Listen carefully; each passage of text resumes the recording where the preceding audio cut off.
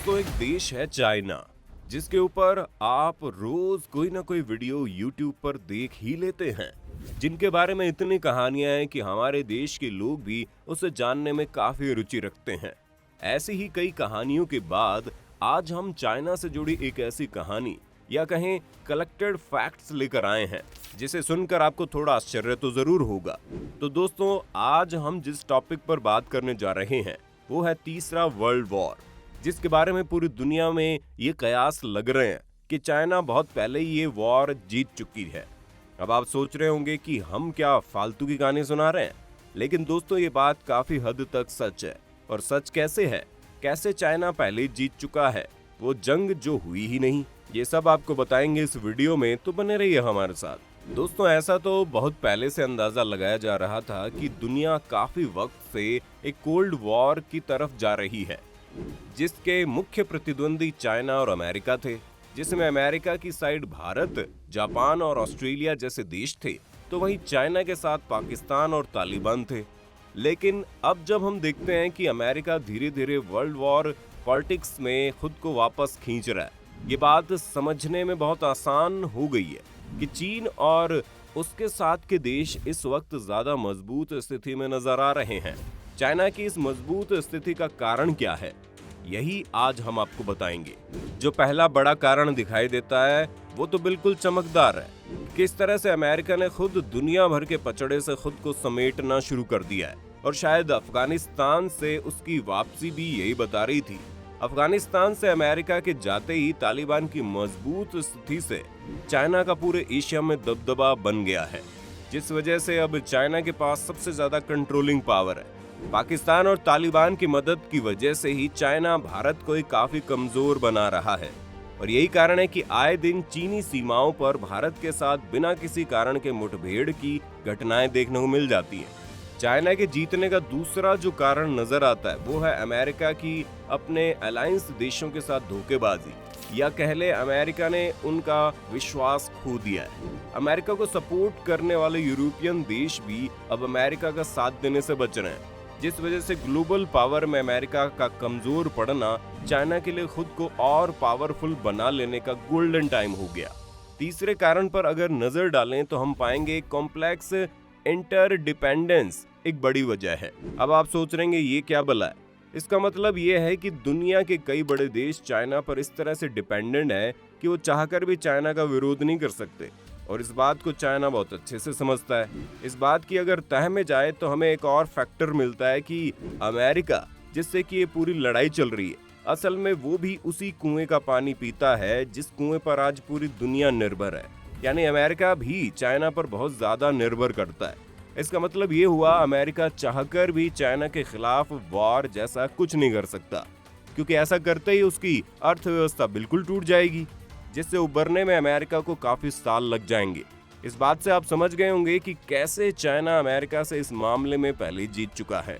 अगर बात इंडिया की भी करें तो इंडिया के लिए भी चाइना के साथ जुड़े रहना बड़ा जरूरी है, क्योंकि काफी हद तक इंडिया भी चाइना पर अपनी अर्थव्यवस्था को लेकर निर्भर रहता है। यही कारण है कि चाइना के तमाम झगड़े भारत बातचीत से सुलझाता है, और कभी भी पाकिस्तान की तरह चाइना के ऊपर एयर स्ट्राइक जैसी कोई कार्रवाई नहीं करता। अब बात ऑस्ट्रेलिया की करें तो वो भी अमेरिका के खेमे में ही आने वाला एक देश है, जो कि एंटी चाइना जैसा रवैया ही रखता है।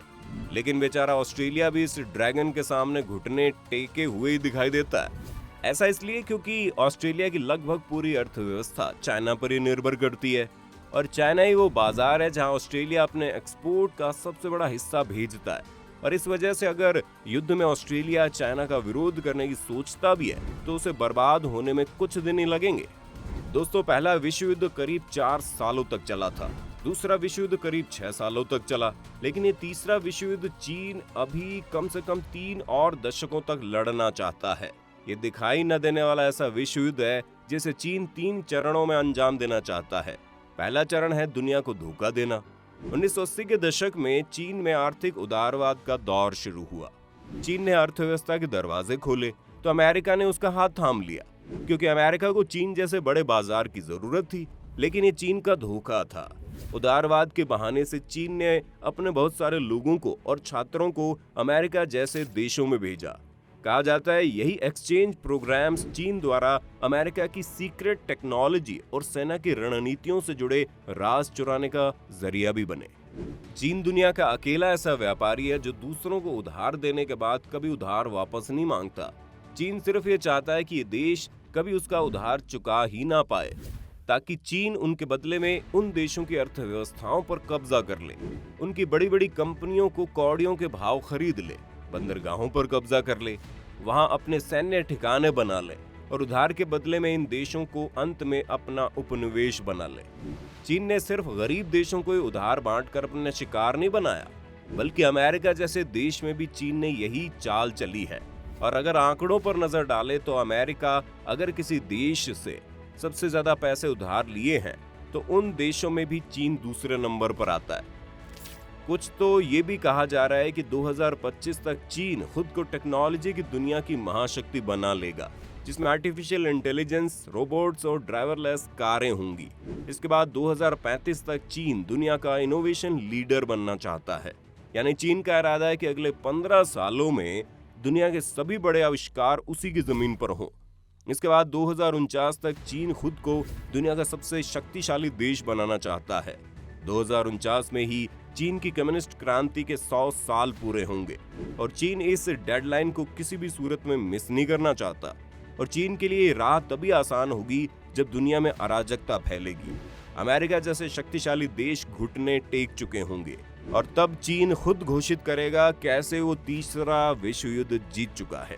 ये बात और समस्या काफी गंभीर है, क्योंकि जैसे ही चीन अपने सारे ख्वाब पूरे कर लेगा वैसे उसके पास सिर्फ एक ही काम बचेगा कि कैसे वो अपने दुश्मन या कहें विरोधी देशों का दमन करे। और भारत के लिए ये जंग और भी मुश्किल होने वाली है, क्योंकि एक तो भारत का काफी हिस्सा चीन से लगता है और चीन हमेशा से ही भारत को अपना विरोधी मानता आया है। और अगर ऐसा होता है कि अमेरिका जैसी महाशक्ति अपनी अर्थव्यवस्था को बचाने के लिए चीन पर कोई कार्रवाई या रोक नहीं लगा पाते, तो बाकी विकासशील देशों को इसका हर्जाना भरना ही पड़ेगा। आप इस समस्या पर क्या सोचते हैं, हमें कमेंट करके बताइए ना। अगर आज की ये वीडियो आपको पसंद आई हो तो इसे लाइक, शेयर और चैनल को सब्सक्राइब करके बेल आइकन दबा देना।